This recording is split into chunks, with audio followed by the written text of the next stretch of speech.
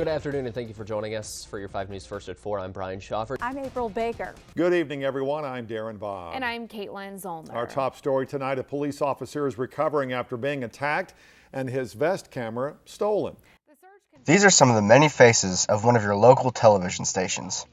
These journalists have taken to the airwaves to bring you the stories of the day. Like this story, a Barling police officer was knocked out while on duty.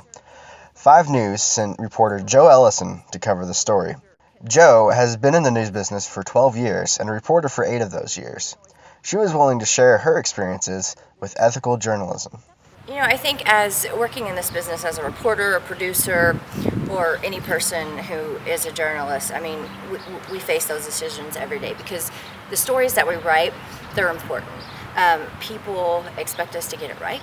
They expect us to not embellish or sensationalize things. So we want to be ethical whenever we tell stories. When we're talking about, you know, maybe an officer-involved shooting, I mean, we don't want to embellish on that. We don't want to sensationalize that. We don't want to take pictures that, you know, would show that officer being shot. It's not ethically right. I think people, you know, would hold us to that. They don't want to see that. So, you know, instances like that, I've been in the situation where I've decided, you know, not to show things like that. Or, you know, children.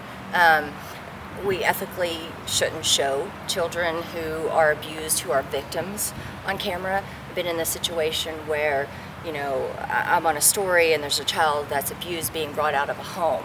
And, you know, we don't shoot that. We turn the camera off or we turn the camera around because ethically we wouldn't want to, that child's a victim and we wouldn't want to show their face to other people. I myself have had my own run-ins with ethical dilemmas. For example, this video. When I received it, it was a full-length dash cam video. The video was of a Tulsa police sniper shooting a suspect who was holding a toddler hostage. From an ethics standpoint, I didn't want to show the body dropping to the ground. However, I wanted to get the full effect of the video across to the viewers. So, I cut at the gunshot, placed a still image over the audio, then dissolved into the aftermath. And this is what went on air. No,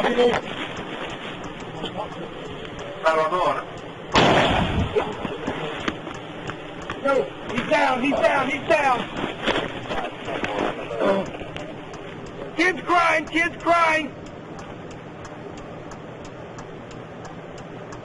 Kids up. The kid.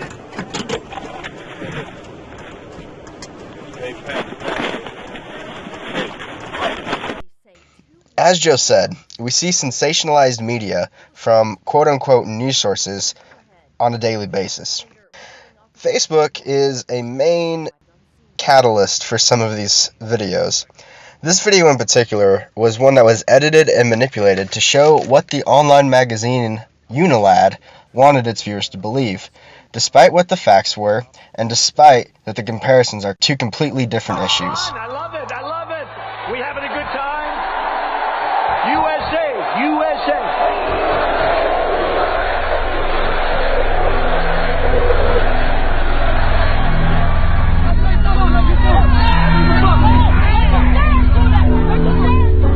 Knock the crap out of him, would you? Seriously. Get him out of here.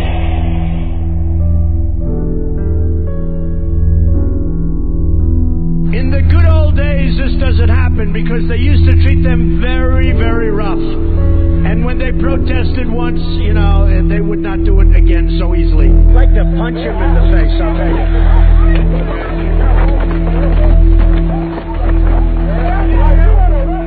I love the old days. You know what they used to do to guys like that when they were in a place like this? They'd be carried out on a stretcher, folks. That's true. Knock the hell out of that big well. The next time we see him, we might have to kill him. In the good old days, they'd rip him out of that seat so fast. Shut up! Shut the hell up! No, I would not shut the hell up. Get the fuck out of here, man. Hey, go, man. Let's get out of here. Let's go.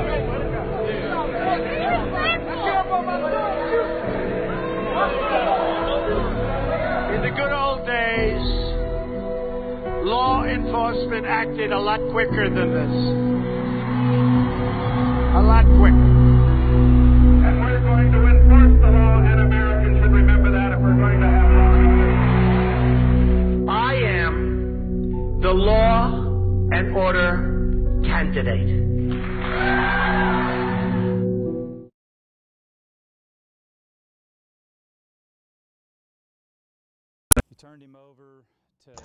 I also sat down with reporter Laura Simon, who has been a reporter for about 4 years. She had this to say about her own ethical dilemmas. Ethical dilemmas come up at least on a weekly basis. I mean, if you're, as far as being an anchor on the weekend morning show here at 5 News, I might see something in a script I'm not sure is right, and unfortunately it's 2:30 in the morning when I come in to read my scripts, and there's not a whole lot of people to double check information about. And I mean, there have been times where we have some information and we're 99.9% sure this really happened, but because we don't have it confirmed by an official, the ethical dilemma is, do we report on this or not? And at the end of the day, we can't report on it until we do have confirmation from an official source. So what tips does Laura and Joe have for the up-and-coming journalist? I would tell them, you have a job to do. You have a story to tell. You have facts that you need to get out there. And that's basically your job. I mean, you want to make sure you're 100% right. You want to get it right. You want to tell the story. But you don't need to sensationalize that. People, I think, who are looking for news stories and information, they don't want that from a reporter. They want you to tell the story, give them the facts, and don't make, sensationalized headlines. Yeah, there's a way to, write headlines to make them more catchy. But we don't want to sensationalize news. News is about the facts. Being a journalist is about the facts. I would always say to get the facts first. It's not about being first, it's making sure your information is right before you report on something. So this is a very competitive business. At the end of the day, if you report something wrong, even though you might be the first news crew to report on it, if you're not taking the time to get the facts right at the end of the day, that's doing everyone a disservice. Reporting the ethics where you live, Luke Patrick, 8 a.m. Media Ethics, signing off.